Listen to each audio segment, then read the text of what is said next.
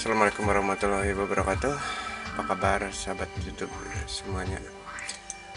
Saya harap sobat dalam keadaan baik dan sehat selalu ya. Di video kali ini saya coba berbagi pengalaman kembali ya seputar masalah servis TV. Dan saya coba menjawab beberapa pertanyaan dari video saya yang terdahulu ya. Tapi sebelumnya saya coba menambahkan beberapa poin penting dalam teknik belajar elektronik khususnya servis TV. Sobat, ketika seseorang terdekat Anda mengajarkan cara memakai sepeda atau naik sepeda motor, hal pertama yang mungkin dikatakan adalah hati-hati jatuh atau awas jatuh. Tetapi prinsipnya jatuh itu sendiri adalah pelajaran yang sangat berharga ketika seseorang belajar naik sepeda motor. Dari jatuh itu sendiri seseorang akan tahu cara memakai sepeda motor dengan baik. Bahkan ada seseorang yang mengatakan kalau tidak pernah jatuh seseorang akan sangat lama dalam belajar. Oke, kita bahas cara naik motor yang benar di lain video ya sobat.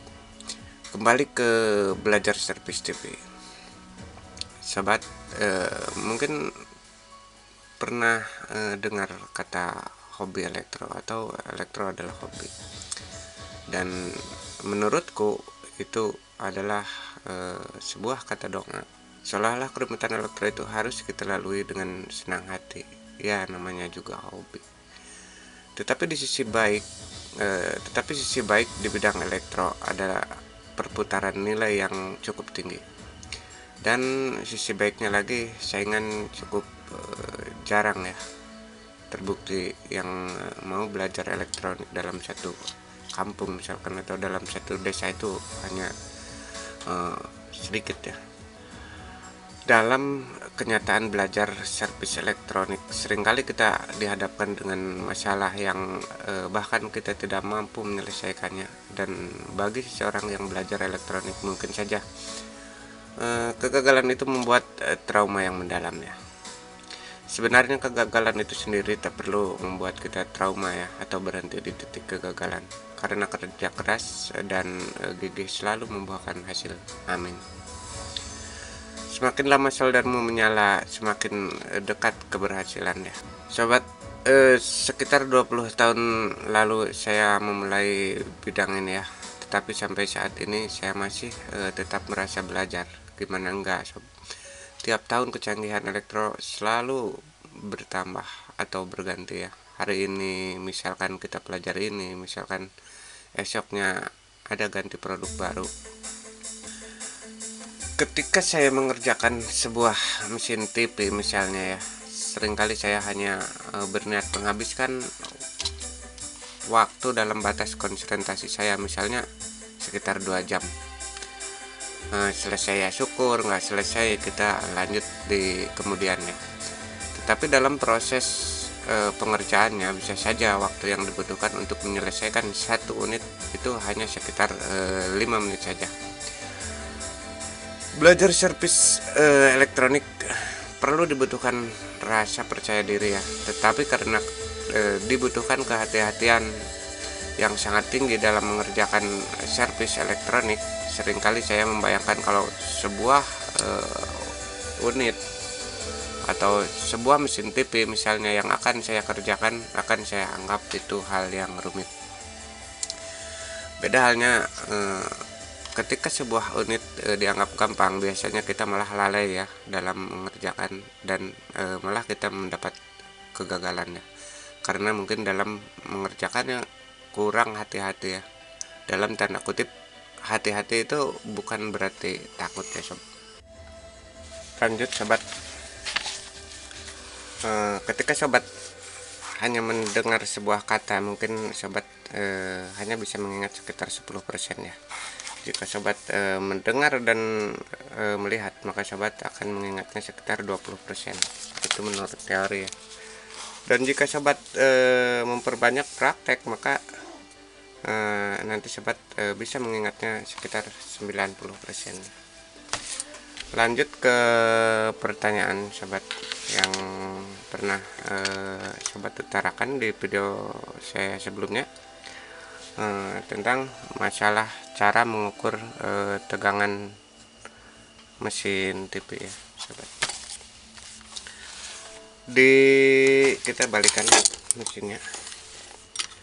Ada beberapa rangkuman yang mungkin bisa diterapkan dari pengalaman saya cara mengukur tegangan mesin TV ya. Awalnya sobat bisa memperkirakan sebuah tegangan dari sebuah elko yang terpasang ya. Misalkan di elko 450 atau 400 volt, maka tegangan di sana sekitar 265 volt hingga 300 volt ya. Elko 450 ya.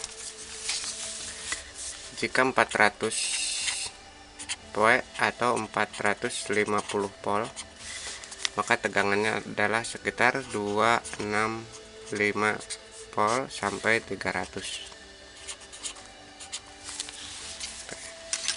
Jika sobat di tegangan vertikal yang memiliki elko 470 35 volt ini, di sini 35 volt elko-nya. Tegangan yang harus mungkin terdapat di sana adalah 24 volt ya sobat. Terus tegangan-tegangan yang kecil ya, yang 12 volt, tegangan yang 12 volt elko-nya antara 16 volt ya. 16 volt.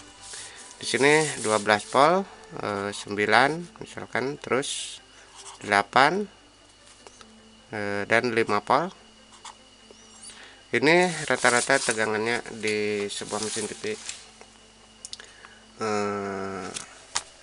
memakai tegangan sekitar 16 volt ya sobat.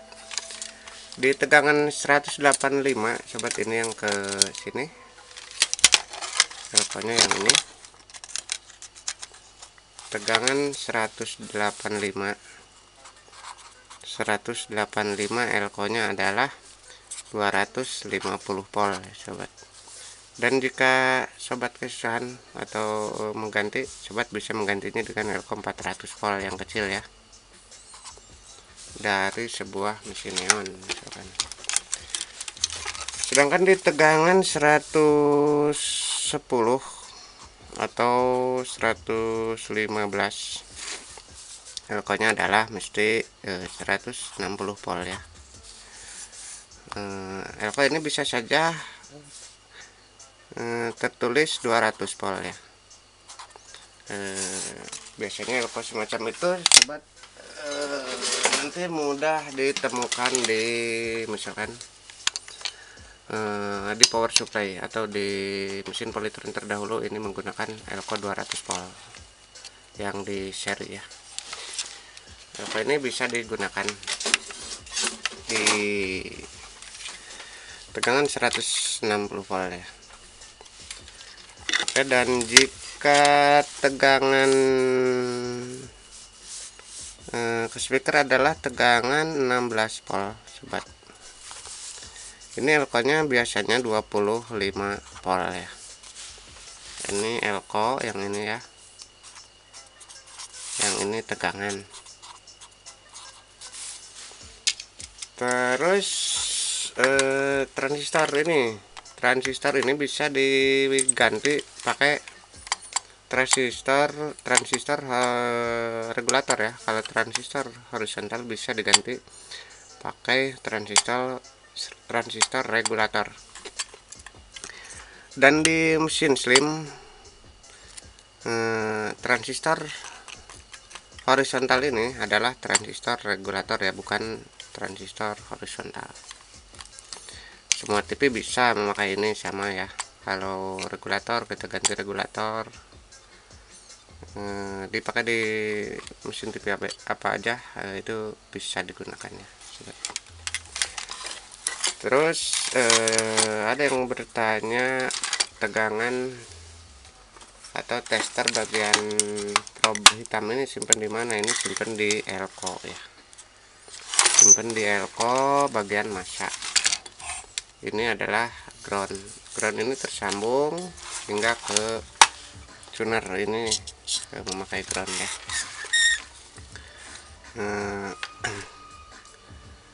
Ada yang bertanya lagi, apakah ada kemiripan antara mesin Cina dan mesin-mesin TV lainnya? Itu tentu saja ya sobat. Misalkan vertikal tegangannya adalah 24 volt. 24 volt ini bisa saja CT ya kalau di Polytron, dan di sub yang sekarang itu CT, dan nilainya bisa saja mencapai 30 sampai 35 volt ya. 35 volt. Ini untuk versi sekarang. Kalau versi yang dulu itu hanya 24 volt. Untuk vertikal ada yang disuplai dari switching regulator dari trafo ini. Ada juga yang disuplai dari playback ya, seperti di Polytron sekarang itu yang CT biasanya rata-rata tegangannya disuplai dari sebuah playback ya sobat. Oke sobat, mungkin untuk kali ini ya itu saja beberapa rangkuman atau beberapa poin penting dari pengalaman saya yang mungkin buat pemula dibutuhkan ya. Kurang lebihnya mohon maaf.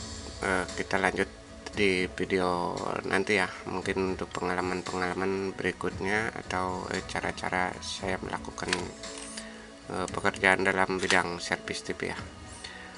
Mungkin sekian saja sobat, maaf bila ada salah kata ya. Silahkan tulis komentar jika ada pertanyaan yang mungkin mampu saya menjawabnya. Jangan lupa like dan juga komen ya sobat. Sekian sobat, terima kasih, selamat malam.